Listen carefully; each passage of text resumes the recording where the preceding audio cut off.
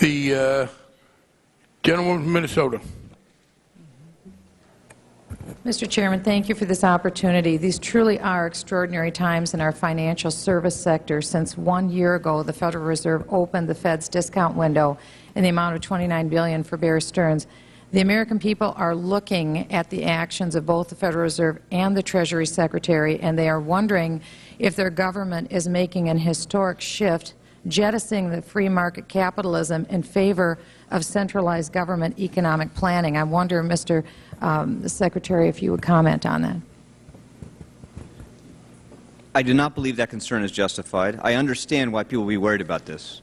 But what we're doing is using authority that Congress gave us, authority that was designed to help protect the American economy from these kind of failures. Reclaiming my time, Mr. Secretary, what provision in the Constitution could you point to give authority for the actions that have been taken by the Treasury since March of '08? Oh, well, the Congress legislated in the Emergency Economic Stabilization Act a range of very important new authorities. Sir, in the Constitution, what in the Constitution could you point to give authority to the Treasury for the extraordinary actions that have been taken? Every action that the Treasury and the Fed and the FDIC is been using authority granted by this body, the Congress. And in the Constitution, what could you point to? Under the laws of the land, of course. And if I could move to the Federal Reserve Chair, if you could point to what provision in the Constitution would give authority to the Federal Reserve. This has been over $10 trillion that we're talking about. I don't know where $10 trillion comes from. The Congress has the right to authorize funds, which is what they did in the TARP program. And they have given us, in the 1930s, they gave the Federal Reserve the power for emergency lending as a means of addressing financial crises, which is what we've done. And to the Federal Reserve Chair, do you believe there are any limits on the authority that the Federal Reserve has taken since last March of '08? The loans we make have to be fully secured and collateralized. We have practical limits in terms of our ability to manage monetary policy, so there are obviously limits.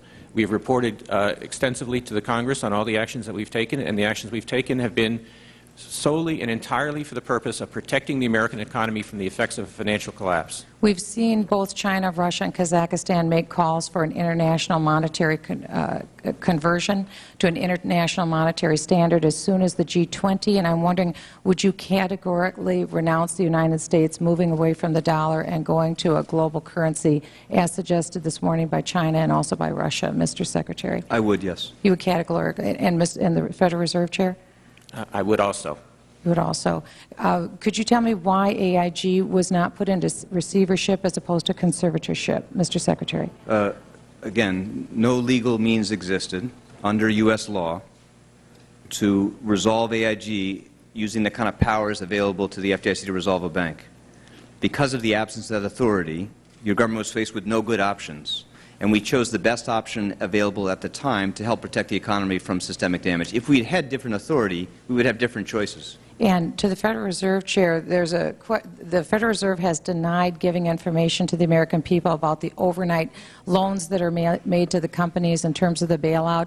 Bloomberg had initiated a lawsuit and the Federal Reserve has rejected. 20 members of this Congress have written a letter to the Federal Reserve asking that the American people be given the information about which banks are made the loans, what the collateralization is.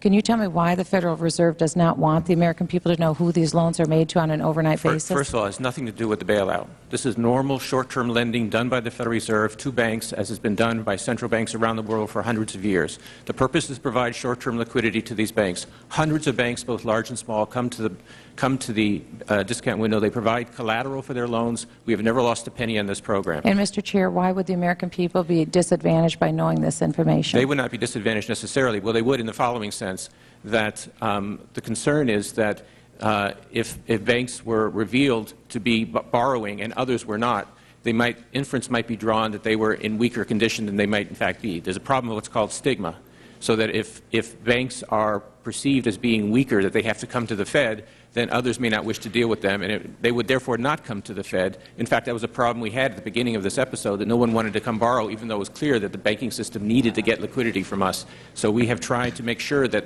that their information is protected so that they will, in fact, come and take the liquidity they need to help stabilize the banking system. And, Mr. Secretary, as I understand it, approximately 90 to 95% in the new program that you've just announced yesterday of the funding would come from the taxpayer. Is that true? Or perhaps the leveraging is a 6 to 7 to 1 leveraging on the purchasing of the public-private partnership, the toxic assets that are available. When the returns come back to the American people, will the American people be receiving 90 to 95% of the benefit, or will it be another figure? The gentlewoman's time has expired. And, Mr. Chair, could I have an answer from the... No, as I explained, members control the time. You cannot extend your time into somebody else's time and then get an answer in addition. As I said, the person speaking at the expiration of the time will be the last person speaking. You cannot, if members use their time to extend the discussion, then members lower down will get a chance to answer. When the time expires, the person speaking will be the last person speaking. The gentlewoman from New York.